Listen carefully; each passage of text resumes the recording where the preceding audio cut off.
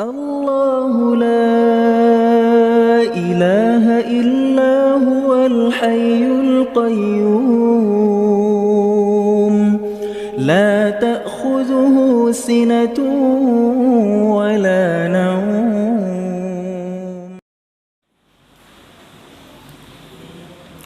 بسم الله الرحمن الرحيم. السلام عليكم ورحمة الله وبركاته.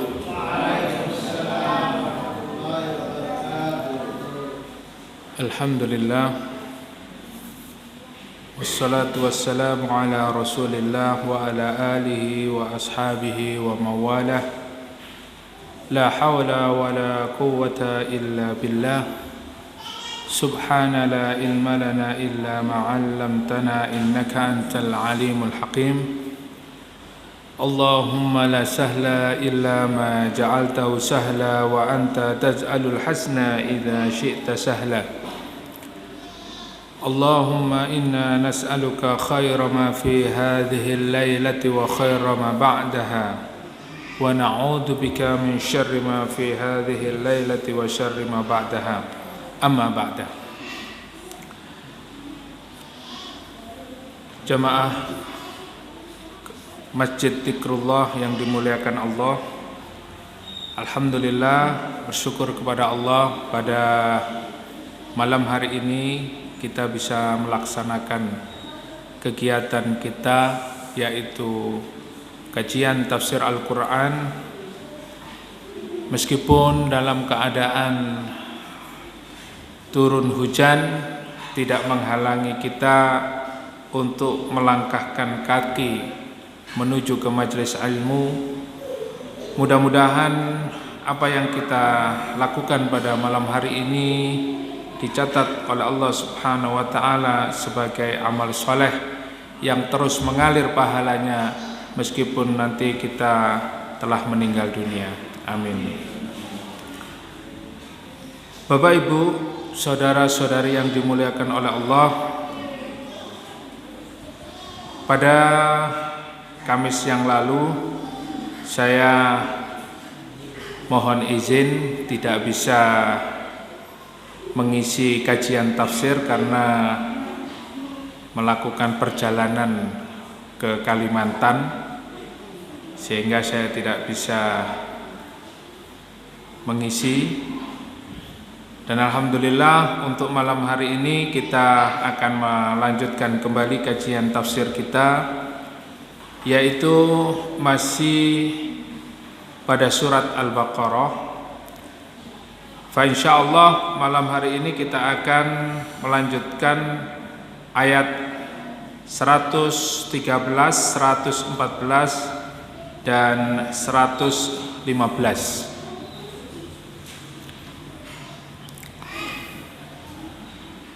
Bisa dibuka Al-Quran yang membawa Al-Quran, kita kaji bersama-sama. Sebelum kita masuk pada tafsirnya, kita baca terlebih dahulu. A'udzu billahi minasy syaithanir rajim. Bismillahirrahmanirrahim.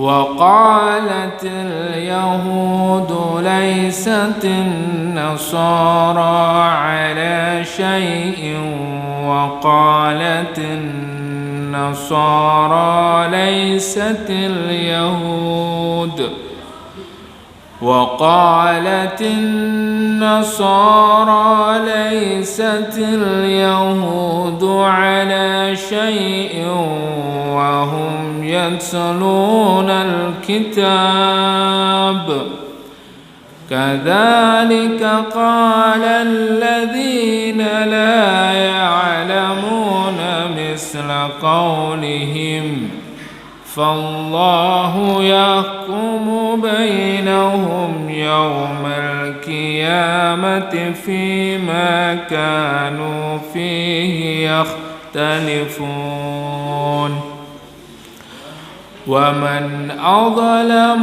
ممن منع مساجد الله أن يذكر فيها اسمه وسعى في خرابها أولئك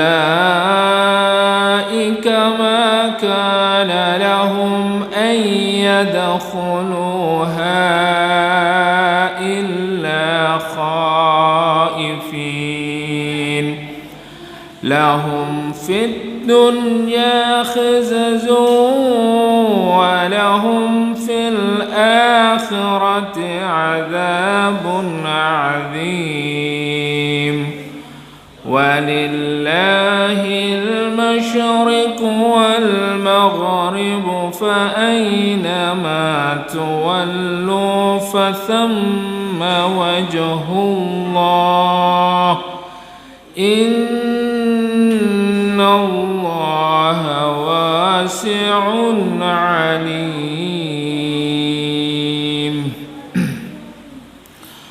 وقالت اليهود ليست النصارى على شيء. Dan berkatalah orang-orang Yahudi, laisatin nasara ala syai'in, bahwa orang-orang Nasrani itu tidaklah mereka di atas kebenaran, ya.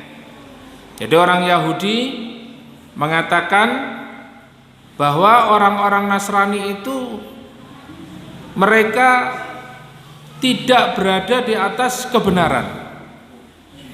Jadi mereka mengolok-olok orang Nasrani. Siapa? Orang-orang Yahudi. Ya, jadi ini ayat ini masih berkaitan tentang kedengkian orang-orang Yahudi. Wa qalatin nasara laisatil yahudu ala syai'in. Sebaliknya, orang-orang Nasrani itu mengatakan bahwa orang-orang Yahudi itu mereka juga tidak berada di atas kebenaran. Jadi orang Yahudi mengatakan orang Nasrani itu, orang Kristen itu salah, ya, mereka itu tidak berada di atas kebenaran. Begitu juga orang Yahudi, orang Nasrani mengatakan orang Yahudi itu juga salah, dia tidak berada di atas kebenaran. Nah, penyebab daripada kesalahan orang Yahudi mengatakan orang Nasrani salah itu adalah karena orang Yahudi tidak mempercayai Nabi Isa alaihissalam. Dan orang Yahudi tidak mempercayai kitab yang diturunkan kepada Nabi Isa alaihissalam, yaitu apa? Kitab Injil. Jadi orang Yahudi tidak percaya Nabi Isa, juga tidak percaya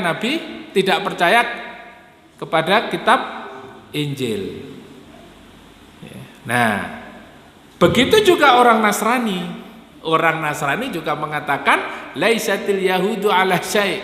Orang Nasrani itu juga mengatakan Yahudi itu juga dia itu agama, mereka berada pada agama yang keliru, ya.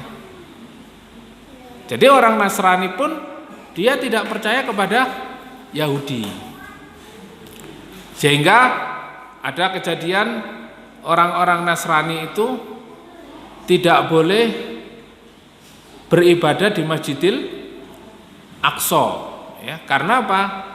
Karena tidak layak mereka berada di Masjidil Aqsa, sehingga ada pembantaian, ada pelarangan, ya. Kebencian orang Yahudi terhadap orang Nasrani itu luar biasa, ya. Karena ini memang sudah dikatakan di dalam Al-Quran, mereka saling apa? Saling mengolok-olok di antara satu dan yang lain. Kalau kemarin sebelum kita masuk pada ayat ini, ya, ayat 111 itu Allah berfirman, wa qalu la yadkhulul jannata illa man kana hudan aw nasara. Ya, jadi mereka dengki terhadap siapa saja, termasuk Yahudi kepada Nasrani, Nasrani kepada Yahudi. Nah, yang jelas orang Yahudi dan orang Nasrani itu kedengkiannya paling besar terhadap siapa? Orang Islam. Jadi sampai mengatakan tidak ada yang bisa masuk surga kecuali orang Yahudi dan Nasrani. Kemudian dibantah oleh Allah, tilka amaniyuhum, itu angan-angan mereka. Jadi angan-angan mereka itu masuk surga. Selain mereka tidak bisa masuk surga. Sementara masuk surga itu apa sih? Syarat masuk ke dalam surga itu man qala la ilaha illallah dakhalal jannah. Man mata walam yusyrik billahi dakhalal jannah. Wa man mata yusyriku billahi syai'an dakhalan nar. Jadi kalau di dalam hadis itu sangat jelas apa syarat masuk surga itu. Barang siapa yang mengatakan la ilaha illallah, maka dia masuk ke dalam surga. Dan Rasulullah juga bersabda, barang siapa yang mati dan di akhir kalimatnya dia mengucapkan kalimat la ilaha illallah, dia masuk surga. Dan ketika dia mati tidak mensekutukan Allah, dia wajib masuk surga. Dan sebaliknya, barang siapa yang meninggal dunia, mati dalam keadaan mensekutukan Allah, maka dia masuk ke dalam neraka. Nah, sedangkan orang Yahudi dan Nasrani itu yakin masuk surga, orang Islam tidak bisa masuk surga. Nah, tapi kadang-kadang kalau melihat kondisi orang Islam sendiri itu juga ada yang nggak yakin gitu loh. Ada yang nggak yakin dengan agamanya, akhirnya murtad, mengganti agamanya dengan agama Yahudi dan Nasrani. Naudzubillah min dzalik. Ada yang tidak murtad, tidak keluar dari agamanya, tetapi amalan-amalannya, perbuatannya itu selalu melakukan perbuatan dan amalan yang dilakukan oleh orang Yahudi dan Nasrani. Yaitu apa? Mensekutukan Allah, beribadah kepada selain Allah. Nah, ini sebetulnya kita masuk pada pembahasan akidah, ya. Masuk kepada pembahasan masalah tauhid. Nah, mungkin perlu dites Pak pemahaman tauhidnya jamaah Dzikrullah ini ya. Ya, kira-kira kalau saya bertanya ini masih ingat atau sudah lupa? Atau tidak ingat sama sekali? Ya. Jadi di beberapa kajian itu kita juga menyampaikan terkait tentang masalah akidah, masalah tauhid, ya. Bahwa tauhid itu sendiri adalah artinya apa? Ifradullahi bil ibadah, yaitu mengesahkan Allah, mentauhidkan Allah dengan apa? Beribadah kepadanya saja. Nah, ini tauhid. Ini bahasa mudahnya begitu.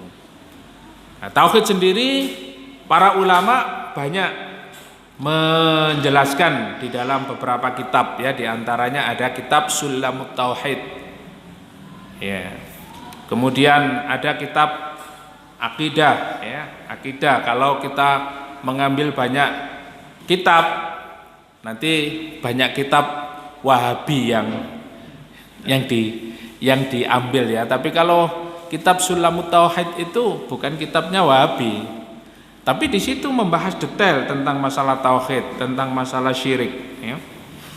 Nah, dan tauhid itu sendiri adalah salah satu kaidah atau satu ilmu yang sangat penting untuk kita fahami dan kita miliki. Kenapa? Karena itu miftahul jannah, kunci masuk surga. Lah kalau kita tidak paham tentang tauhid, ya bagaimana kita mau masuk surga? Sementara kita tidak paham, tidak mengenal Allah, tidak mengenal rububiyatullah, tidak mengenal uluhiyatullah, tidak mengenal asma wa sifat.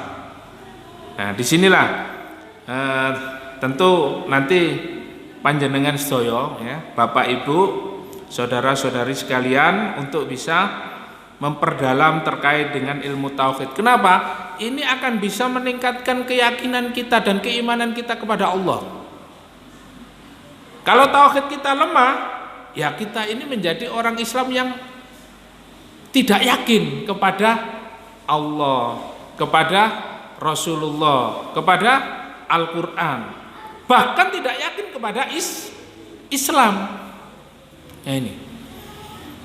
Nah, kalau kita sebagai seorang mukmin saja tidak meyakini Islam ini sebagai agama yang benar, maka kita ini tentu jauh sekali kalau dibandingkan dengan orang-orang Yahudi dan orang-orang Nasrani. Keyakinannya luar biasa.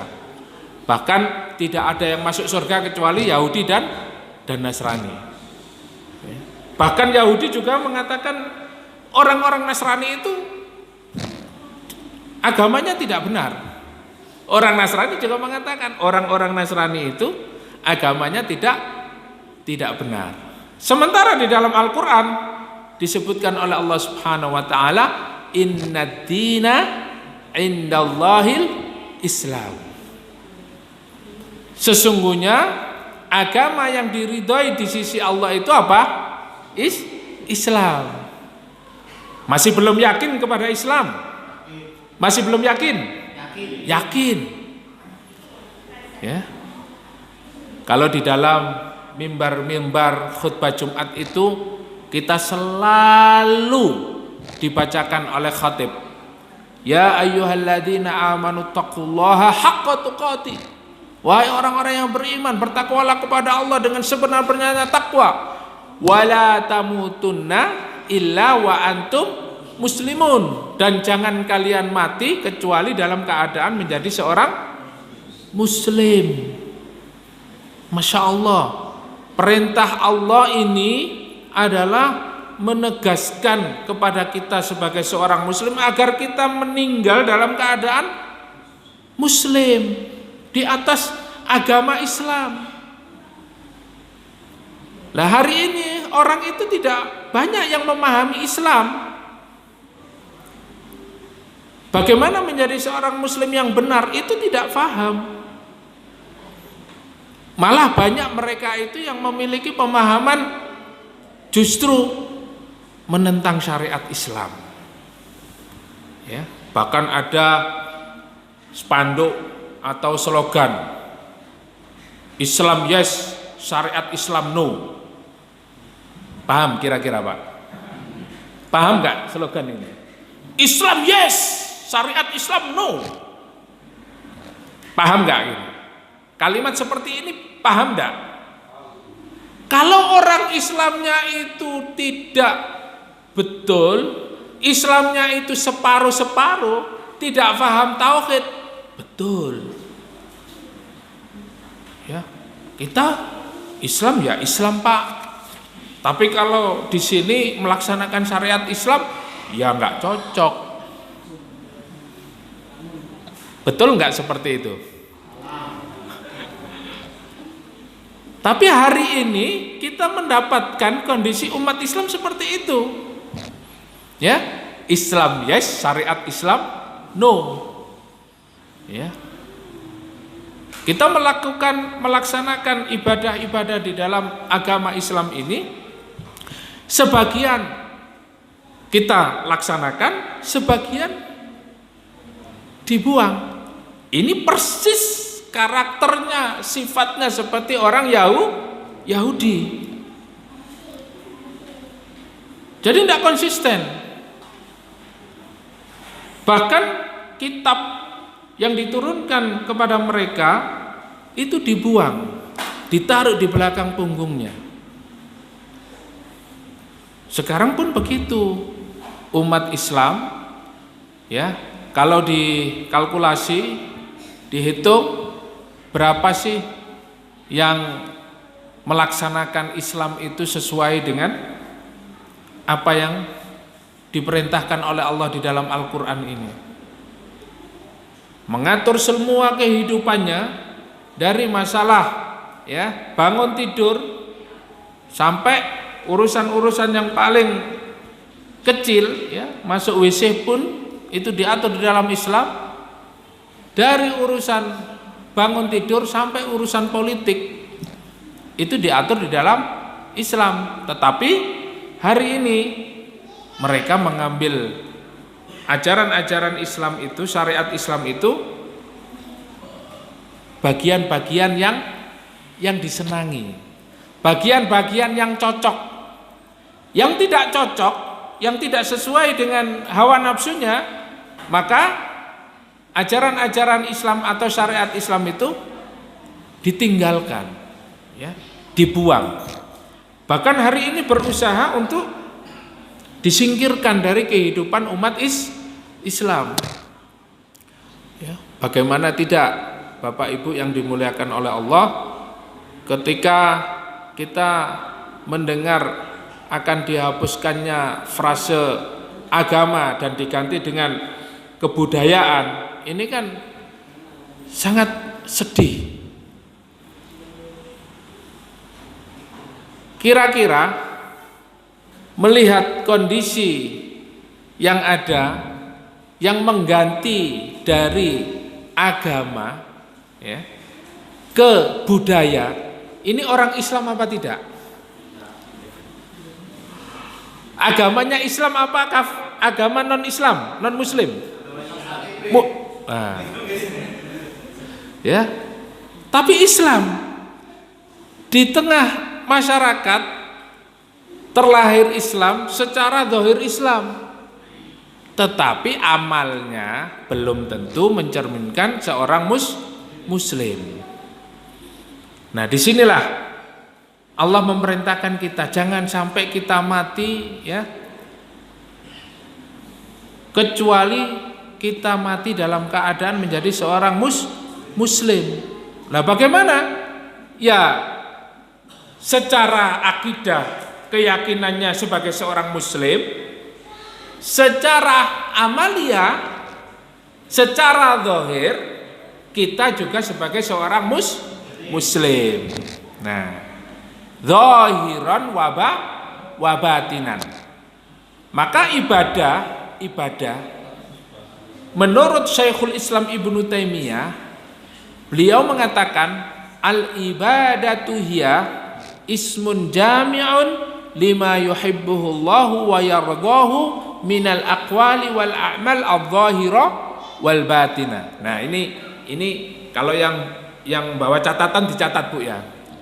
Karena ini sudah sering saya sampaikan, tapi mungkin Bapak Ibu lupa, ya, atau nggak ingat, ya, atau hilang, ya, ilmunya.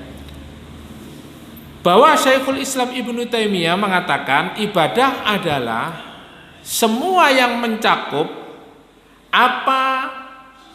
apa saja yang dicintai oleh Allah dan diridhoinya, minal aqwali wal a'mal, yaitu dari perkataan dan perbuatan, adh-dhahira wal batina, baik yang nampak maupun yang tersembunyi, itu ibadah.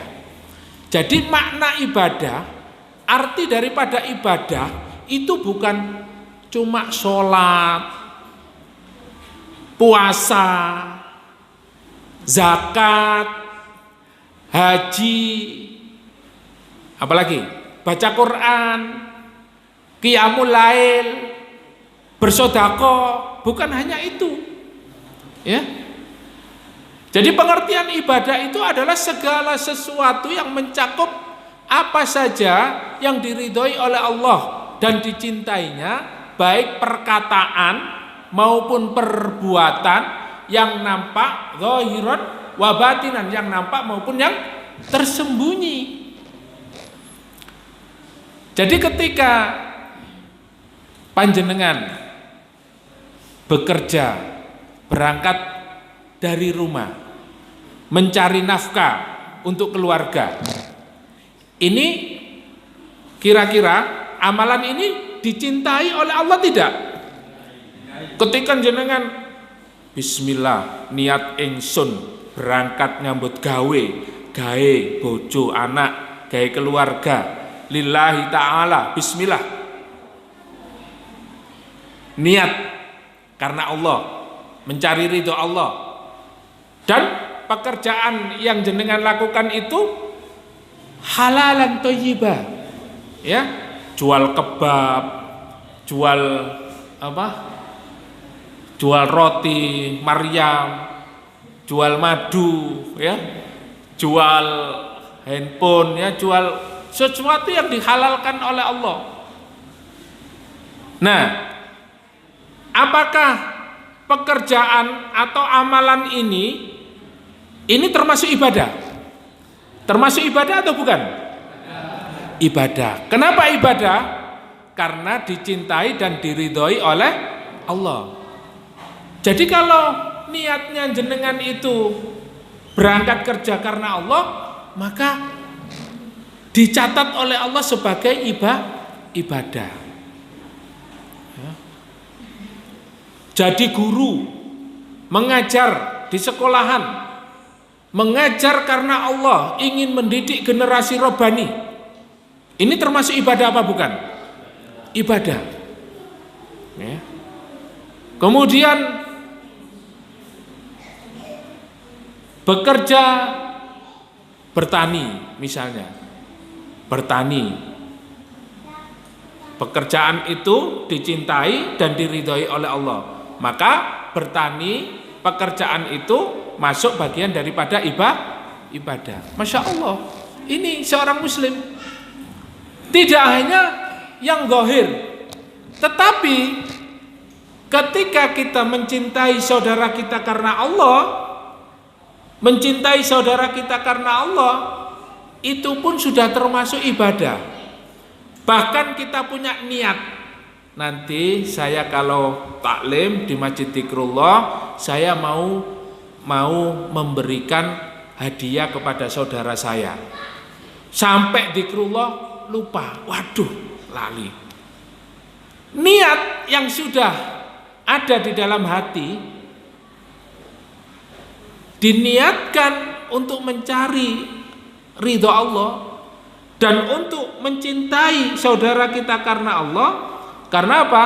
Tahadu tahabu, ya, salinglah kalian itu memberi hadiah, karena itu akan muncul, akan ada kecintaan di antara kalian. Maka dia memberikan hadiah itu karena Allah. Niatnya itu, ya, meskipun amalnya itu belum terlaksana, maka itu sudah dicatat sebagai ibadah. Ya. Karena itu adalah amalan hati. Kayak ini. Apalagi antum, ya, Bapak Ibu, saudara-saudari sekalian hadir di tempat ini, di majelis ini, ya, dengan keadaan hujan. Masya Allah, niatnya hadir di majelis ini karena siapa, Bapak Ibu? Karena Allah, maka sudah dicatat sebagai ibadah. Jadi tidak hanya sholat, puasa, zakat, haji.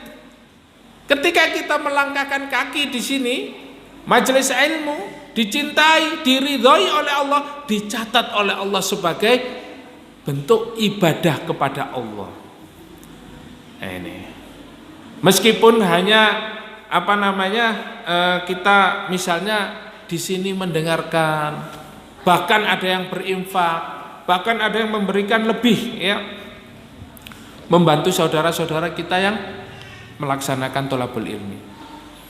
Nah, ini dicatat oleh Allah sebagai bentuk ibadah. Maka yang menyebabkan seseorang itu masuk ke dalam surganya Allah Subhanahu wa taala adalah karena dia melaksanakan satu perbuatan ketaatan kepada Allah, yang mana ketaatan atau perbuatan itu diridhoi dan dicintai oleh Allah Subhanahu wa taala, sehingga apa? Menyebabkan dirinya dimasukkan oleh Allah ke dalam surga, yaitu mengamalkan apa? La ilaha illallah Muhammadur Rasulullah. Jadi la ilaha illallah itu adalah salah satu miftahul jannah, kunci masuk surga. Ini harus yakin Bapak Ibu. Kalau tidak yakin, nah disinilah nanti kita akan terjebak kepada pemahaman-pemahaman yang akan menjadikan diri kita ragu terhadap Islam. Ya. Syarat seorang mukmin itu apa? Alif lam mim dzalikal kitabul la raiba fi hudal lil muttaqin alladzina yu'minuna bil ghaibi wa yuqimuna sholata wa mimma razaqnahum yunfikun. Ya. Ini sudah kita bahas.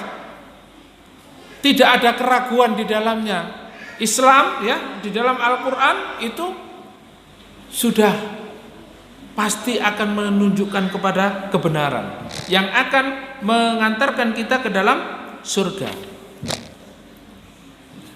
Nah, di dalam ayat ini yang kita kaji pada malam hari ini, orang-orang Yahudi itu saling mengolok dan masih dalam keadaan mendengki.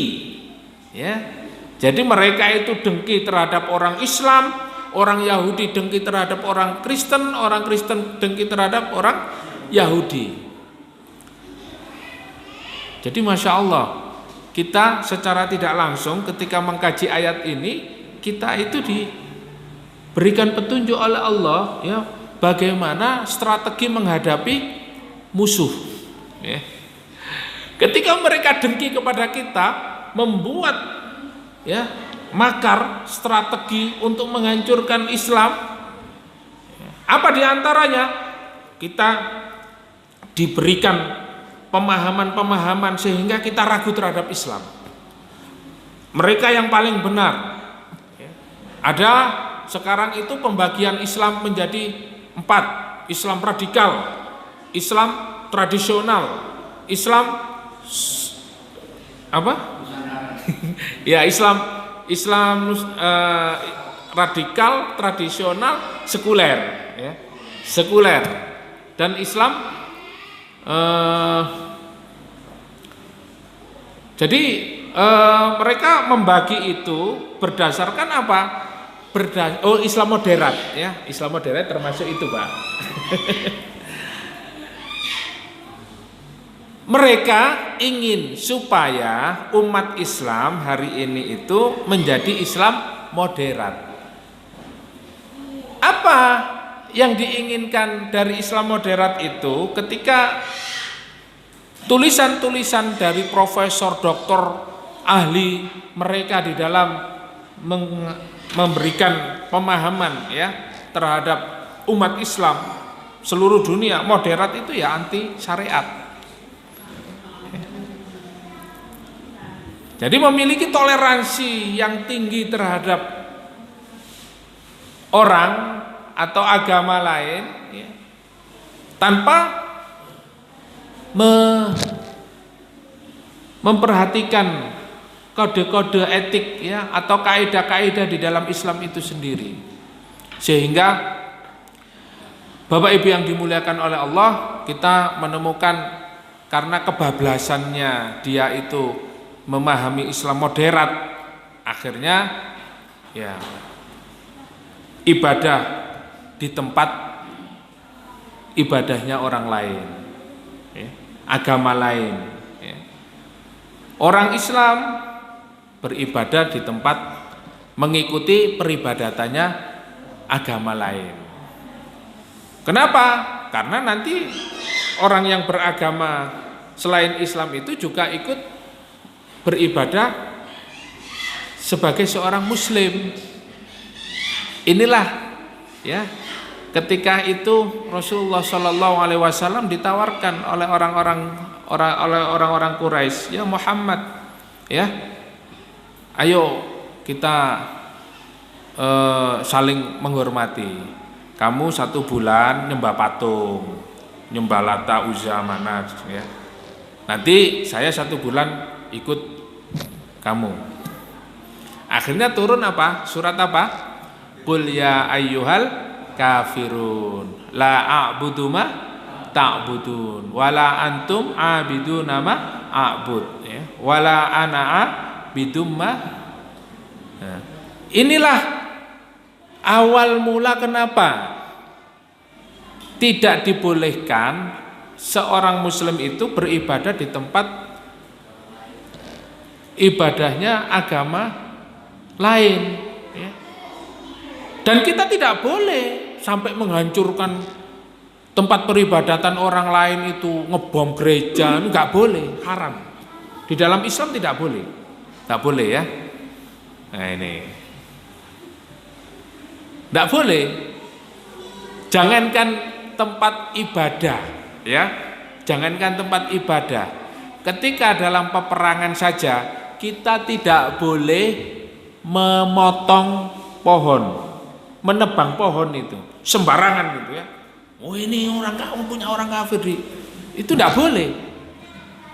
Ya, itu akhlak seorang muslim yang diajarkan oleh Rasulullah pada saat perang ini ya. Apalagi dalam keadaan damai, tidak dalam peperangan. Ya. Terus ini karena memahami kondisi perang, bom sana bom sini ya, tempat ibadah orang lain dibom ya. Ini bukan akhlak seorang muslim. Nah ini ya, nah ini jadi akhlak seorang muslim itu sudah dicontohkan oleh Rasulullah SAW. Nah jadi kalau ada misalnya seperti itu, ya barangkali di dalam memahaminya ada pemahaman yang berbeda, ya, berbeda terkait dengan apa yang dilakukan oleh saudara-saudara kita kaum muslimin yang melakukan seperti itu. Ya mungkin memahaminya berbeda dengan apa yang kita pahami, sebagaimana yang dicontohkan oleh Rasulullah SAW, baik di dalam kondisi peperangan maupun di dalam kondisi ketika tidak dalam peperangan. Nah ini harus kita pahami dan harus kita bedakan. Oleh karena itu, kalau ini kita tidak memahami dengan baik, orang-orang Yahudi dan orang-orang Nasrani ini akan membawa umat Islam ini kepada satu keadaan ya, di mana umat Islam ini dijadikan target ya, radikalisme, terorisme dan lain sebagainya, karena memang tidak memahami kondisi bagaimana sebagai seorang muslim itu memiliki akhlak ya. Apalagi tadi Islam moderat. Islam moderat ini Islam yang paling benar. Jadi kalau orang Islam itu harus moderat, padahal yang dimaksud Islam moderat itu anti syariat ya. Di sini senang, di sana senang, di mana-mana. Bapak Ibu, kalau misalnya ngikuti media sosial, itu ada namanya manhaj pramuka. Ya, kalau yang paham mesti rodok guyu. Tapi kalau tidak paham, ya tidak mudeng.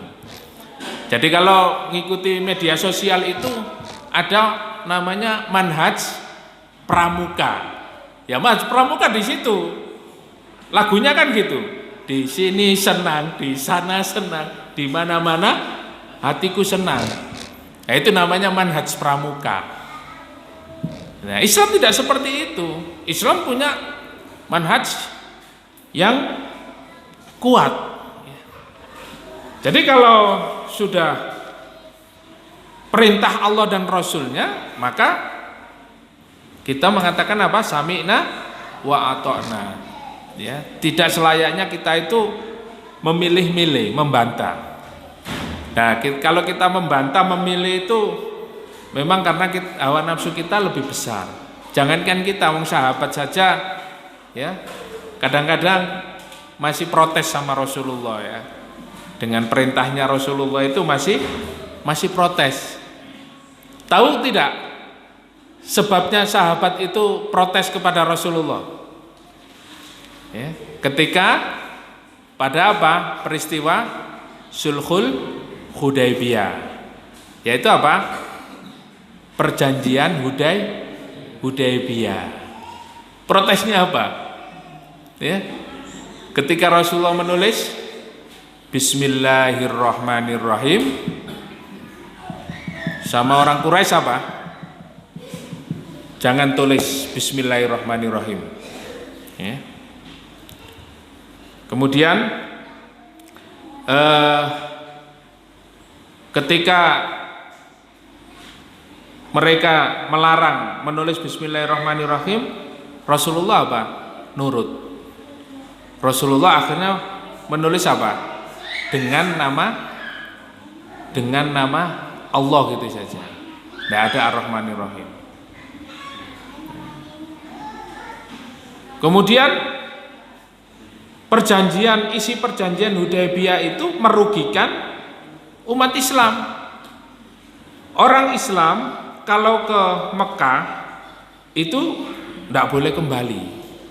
Tapi kalau orang Quraisy dari Mekah kemudian ke Madinah, misalnya ke Madinah, kalau ketangkep harus dikembalikan. Adil nggak seperti ini? Tidak adil. Tetapi itulah strategi Rasulullah Shallallahu Alaihi Wasallam. Ya, di balik itu ternyata membawa kemenangan. Ya, nah ini mungkin kembali kepada Ustadz Ismail ya, yang memberikan materi siro. Sebetulnya kalau kita mengkaji siro itu masya Allah ya, seru. Kenapa? Karena kita melaksanakan Islam itu ya sesuai dengan apa yang dilakukan oleh Rasulullah dan para sahabat. Ya. La yabruha hadhil umma illa bima saluha awwaluha. Tidaklah umat ini menjadi baik kecuali kembali kepada generasi pertama. Siapa? As-salafus soleh. Siapa salafus soleh itu? Sahabat, tabi'in dan tabi'ut tabi'in. Jadi orang yang generasi pertama yang jelas kebenarannya dan dijamin oleh Allah, dan juga Rasulullah mengatakan khairul quruni qarni tsummal ladzina yalunahum tsummal ladzina yalunahum. Sebaik-baik generasi adalah generasiku, yaitu sahabat yang bertemu dengan Rasulullah, kemudian tsummal ladzina yalunahum tabi'in, tsummal ladzina yalunahum tabi'ut tabi'in. Nah, terus bagaimana generasi hari ini? Generasi hari ini kira-kira terjamin tidak kebenarannya ini? Nah ini sulit kita menemukan sosok ya, atau seorang figur atau ya, ulama yang betul-betul memiliki ketegasan, keberanian sebagaimana para sahabat tabi'in dan tabi'ut tabi'in, zuhudnya, waroknya, baroknya, ya, seluruh karakternya. Maka kita harus mencontoh atau mencari ulama-ulama yang mengikuti as-salafus soleh, sehingga kita berada di atas kebenaran. Wahum yatlunal kitab, ya, orang-orang Yahudi dan orang-orang Nasrani itu mereka membaca kitab. Kitabnya orang Yahudi apa? Taurat. Kitabnya orang Nasrani Injil. Mereka membaca kitab, tetapi saling apa? Saling mengolok. Ya, Yahudi itu nggak benar, Kristen itu nggak benar. Ya. Kalau Islam kan kemarin sudah dikatakan yang ayat 111 ya sebelumnya. Ya, kalian yang masuk surga itu cuma apa? Yahudi dan Nasrani. Orang Islam nggak bisa masuk surga. Jadi ini kedengkiannya luar biasa, Pak. Kadzalika qala alladziina la ya'lamuuna mithla qaulihim fallahu yahkumu bainahum yaumal qiyamati fima kanu fihi yakhtalifun. Demikianlah orang-orang yang tidak memiliki ilmu, mereka berkata, dan perselisihan di antara orang-orang Yahudi dan Nasrani sampai hari kiamat nanti. Ya, selesainya kapan? Selesainya nanti ketika sudah saatnya kiamat tiba. Fallahu yahkumu, maka Allah lah yang menjadi hakim perselisihan di tengah-tengah mereka pada hari kiamat. Ya, terkait apa yang diperselisihkan itu nanti Allah yang menentukan siapa yang benar. Orang Islam yang benar atau Yahudi atau Nasrani. Nah ini ya. Karena mereka adalah orang-orang yang tidak berilmu meskipun mereka baca kitab. Oleh karena itu, bagaimana kita bisa mengetahui keadaan seperti ini? Ya, kita harus tolabul ilmi, kita harus belajar. Seperti hari ini kita belajar tafsir. Tafsir itu apa? Tafsir itu menjelaskan kalimat-kalimat yang ada di dalam Al-Quran supaya kita tahu maknanya secara mendalam. Kalau kita hanya membaca terjemahannya, kita tidak tahu maksudnya. Tapi kalau kita mempelajari tafsir ini, kita akan mengetahui makna dan kandungan. Sebagaimana para sahabat dan para ulama menjelaskan tentang makna kalimat per kalimat daripada Al-Quran ini. Nah, sehingga di dalam ayat ini orang-orang Yahudi dan orang-orang Nasrani itu saling berselisih. Wa man adlamu mimman mana'a masajidallahi ayyudhkara fiha ismuhu wa sa'a fi kharabiha. Dan tidak hanya itu kedengkiannya, mereka saling mencaci maki, ya, bahkan kepada umat Islam itu mereka mengatakan kalian tidak bisa masuk surga. Bahkan Islam itu adalah agama yang tidak membawa kemaslahatan. Islam itu teroris, Islam itu radikal, Islam itu intoleran, macam-macam. Itu kedengkian mereka. Bahkan ya, ayat selanjutnya, siapa yang lebih zalim? Wa man adzlamu mimman mana'a masajidallah, yaitu mereka melarang, ya, orang-orang Yahudi dan orang-orang Nasrani ini melarang orang untuk apa? Untuk ayyadhkura mimman mana'a masajidallahi ayyudhkara fiha ismuhu wa sa'a fi kharabiha, yaitu melarang orang untuk berzikir di dalam masjid. Ya, sudah sering saya sampaikan, makna zikir itu bukan hanya kita melafadzkan kalimat thayyibah, subhanallah walhamdulillah wa la ilaha illallah wallahu akbar, la haula wa la quwata illa billah, la ilaha illallah wahdahu la syarikalah, lahul mulku wa lahul hamdu yuhyi wa yumitu wa huwa ala kulli syai'in qadir. Itu kalimat-kalimat thayyibah, itu juga zikir. Tetapi ketika di dalam masjid itu zikir menurut para ulama itu adalah tolabul ilmi, menuntut ilmu. Dalam artian apa? Majelis ilmu.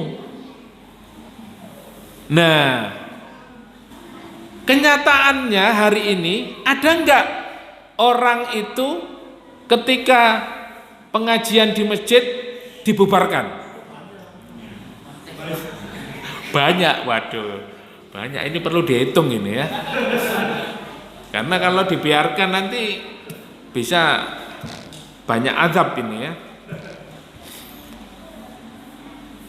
Dan ternyata kedengkian mereka itu tidak hanya mencaci maki, mengolok-olok, ya, dengan kalimat-kalimat radikal, teroris, fundamentalis ya, dan lain sebagainya, akan tetapi dengan perbuatan juga, yaitu apa? Melarang orang untuk zikir di dalam masjid, melarang orang untuk sholat, melarang untuk taklim, ya, mengaji, melarang untuk orang beribadah di dalam masjid. Maka kata Allah, wa man adzlamu, siapa yang lebih zalim? Ya, kezalimannya sudah luar biasa. Apalagi hari ini itu ada dampak terjadinya wabah ini kan, masjid semakin kosong, masjid semakin sepi, ya. Ya mungkin kalau di zikrullah ini majelis taklimnya rame, tapi nggak tahu pas sholat. Sholat kira-kira sepi apa rame Pak? Pak Tejo tertawa. Mesem nih ya. Apa mesem ini berarti ada tanda-tanda ini ya. Ya, karena memang sangat berpengaruh sekali ya. Kalau memang kita ingin meramaikan masjid, kita coba untuk bisa konsisten ya, istiqomah. Kita ajak keluarga kita, saudara kita untuk konsisten. Karena ini memang ada upaya untuk menghentikan kegiatan-kegiatan yang ada di masjid, menghentikan semua aktivitas masjid. Dan ini sudah terjadi. Maka kita diberitahu oleh Allah Subhanahu wa taala, ada orang-orang zalim, orang-orang yang memang sengaja melarang orang itu beribadah di dalam masjid, sehingga masjidnya itu megah, masjidnya itu besar. Walakin kharabum minal huda. Di dalam hadis disebutkan tanda-tanda hari kiamat itu bangunan masjid itu besar, megah, tetapi kosong daripada petunjuk Allah Subhanahu wa taala. Ya. Jadi ada masjid boleh dipakai sholawatan, ya, ngaji Quran, tapi tidak boleh dipakai taklim. Ya, jadi pengajian seperti ini tidak boleh. Loh kenapa Pak? Karena kalau dipakai pengajian nanti seperti teroris. La haula wala quwata illa billah. Sampai seperti itu cara berpikirnya orang, ketakutan ya. Atau mereka itu sudah terjangkiti ya. Islamfobia, ketakutan terhadap Islam. Bahkan orang Islam pun takut ya kalau ngaji tafsir, ngaji hadis, ngaji seperti Ustadz Ali Junaidi ya, seperti siapa Pak ya, yang mendatangkan para asatid, kiai, ustadz, itu khawatir apa? Jamaahnya jadi teroris. Sampai seperti itu. Ini kan kekhawatiran yang disebabkan karena kurangnya ilmu, karena kurangnya keyakinan kita kepada Islam. Dan juga ini memang sengaja ditanamkan kepada pemikiran-pikiran umat Islam oleh orang-orang Yahudi dan Nasrani ya. Paham Pak ya? Ya. Nah, kalau kita nggak ngaji begini, nggak tahu, oh ternyata Allah sudah memberitahukan kepada kita kondisi hari ini itu ya memang sengaja mereka itu mengkondisikan supaya umat Islam itu jauh dari masjid. Ya. Nah ini. Tidak hanya dilarang berzikir, beribadah, ya, tetapi apa? Wasa'ah fi kharabiha. Mereka, ya orang-orang Yahudi dan Nasrani, berusaha untuk apa? Menghancurkan. Di dalam terjemahannya, di dalam Al-Quran itu, apa terjemahannya Pak? Berusaha apa? Merobohkan. Coba. Ya. Jadi mereka berusaha merobohkan masjid. Nah, di dalam tafsirnya itu juga ada kaitannya. Rasulullah Shallallahu Alaihi Wasallam dan para sahabat diusir dari Masjidil Haram, dari tempat peribadatan yang paling suci. Ya. Karena di dunia ini yang namanya tanah haram itu hanya Haramain, dua tanah suci, yaitu Makkah dan Madinah. Tetapi kesuciannya dan pahalanya berlipat-lipat itu adalah di mana? Di Masjidil Haram. Karena di sana ada Baitullah, ada rumah Allah yang dibangun siapa? Nabi Ibrahim alaihissalam. Sehingga pahalanya satu kali sholat di Masjidil Haram itu pahalanya berapa? 100.000. 100.000. Jadi kalau jenengan di sana 3 hari Pak, sholat 5 ya, sehari 5 kali. Satu kali sholat itu pahala kita 100.000 ya. Nah kalau 5 kali sholat dalam sehari, wah tinggal ngalikan 500.000. Di sini Pak kita sholat, satu kali sholat bandingannya dengan Masjidil Haram 1 banding 100.000. Lah pinten umuri panjenengan?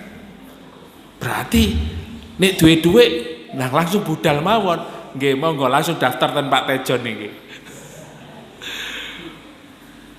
Itu kelebihan, apalagi bulan Ramadan begini, Masya Allah ya. Orang yang umroh di bulan Ramadan itu pahalanya seperti pahala haji. Masya Allah, luar biasa. Lah, makanya Rasulullah itu sangat sedih ketika ya diusir dari Makkah. Bukan berarti Rasulullah itu nasionalisme, tidak ya. Karena Rasulullah tidak bisa meninggalkan Makkah, masih rindu Makkah, masih cinta kepada Makkah. Tidak ya. Tetapi memang itu adalah naluri manusiawi. Ya. Jenengan lahir ten pundi? Wonten sing ten Lamongan, Surabaya. Nah, misalnya kita kalau sudah jauh dari tempat kelahiran, kira-kira kita pengen balik nggak ke tempat kelahiran kita? Wis pokoke meneh aku wasiat nikmati dikubur nang tempat kelahiran. Nang Indonesia. Nah, pokoke nang dia, pokoke aku pengen balik nang Indonesia. Ya. Ini manusiawi, Pak, ya.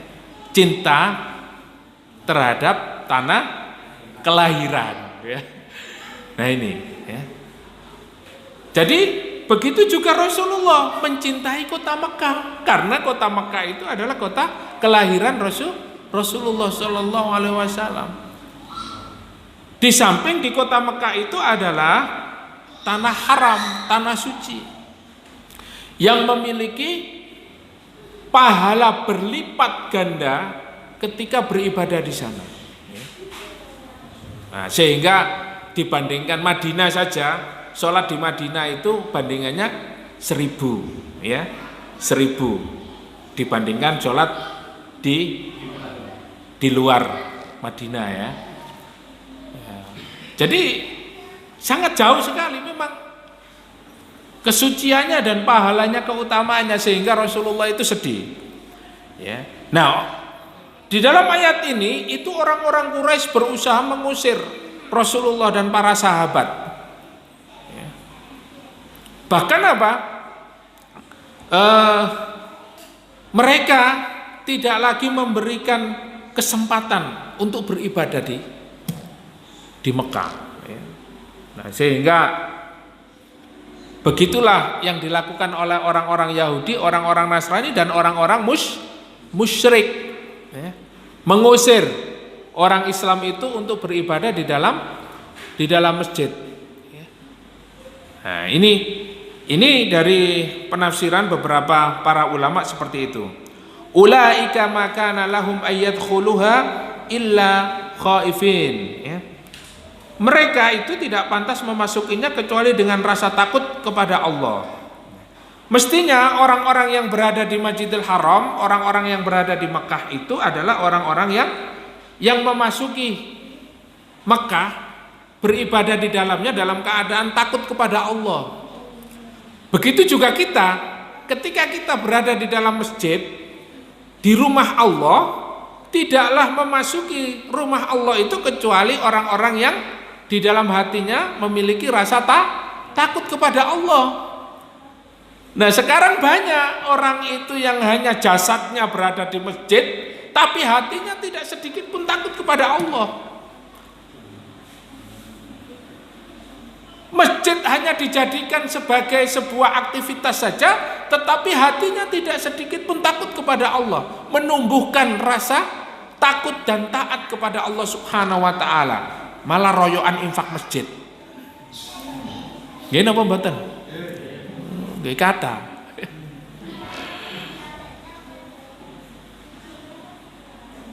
Rebutan proyek pembangunan masjid. Nggih kata wonten. Nah, disinilah kondisi hari ini seperti itu. Lahum fid dunya khizyun wa lahum fil akhirati adzabun adzim. Oke, terakhir, orang yang seperti itu di dunia dia akan mendapatkan kehinaan dan di akhirat dia akan mendapatkan azab yang sangat pedih. Walillahil masyriqu wal maghribu fa innama tuwallu fa thamma wajhullah innallaha wasi'un alim. Terakhir bahwa sesungguhnya milik Allah itu yang di timur dan yang di barat.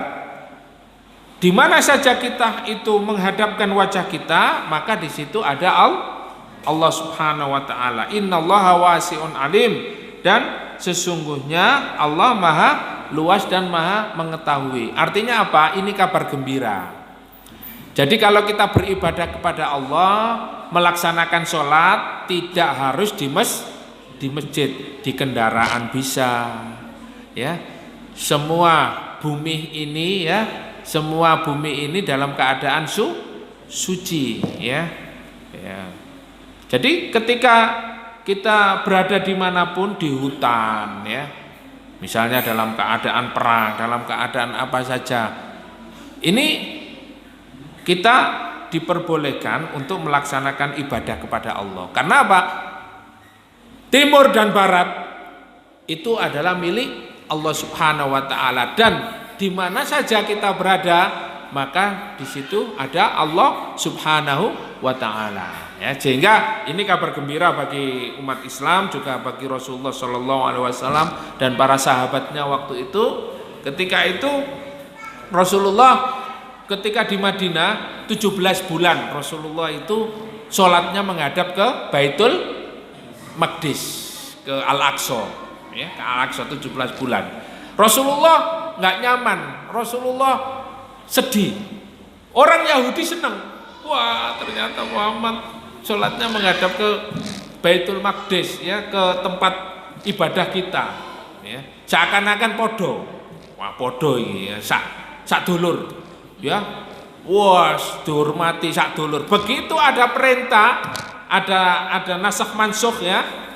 Kemudian ada perintah bahwa ketika Rasulullah selalu menengadahkan ke langit kepada Allah, dan Allah tahu hatinya Rasulullah itu apa? Cinta kepada Mekah, cinta kepada Baitullah, ingin beribadah menghadap ke Baitullah, ke rumah Allah yang dibangun oleh Nabi Ibrahim alaihissalam. Akhirnya apa?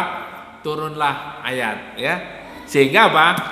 Sehingga diperintahkan Rasulullah untuk melaksanakan sholat itu menghadap ke Baitullah, ke Masjidil Haram, sehingga hanya menggeser sedikit gini, ya.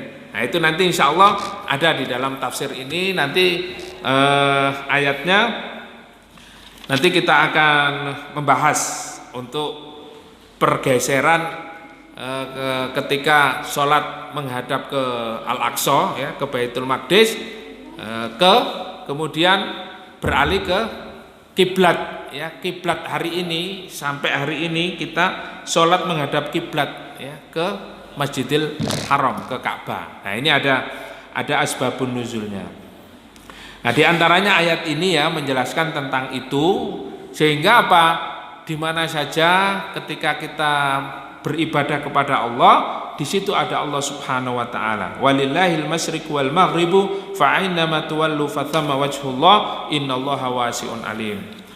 Nah, mudah-mudahan dari tafsir yang kita kaji pada malam hari ini kita semakin yakin bahwasanya Islam ini adalah agama yang akan senantiasa membawa kepada kita kebaikan, ya, keselamatan. Ya, sehingga saya juga menulis satu artikel, ya, Islam agama toleran bukan radikal. Nah, itu monggo dibaca tulisan saya. Nah, itu tulisan itu ya juga berdasarkan pengamatan, juga sedikit ya mungkin kajian kita. Karena apa? Karena agama Islam hari ini sudah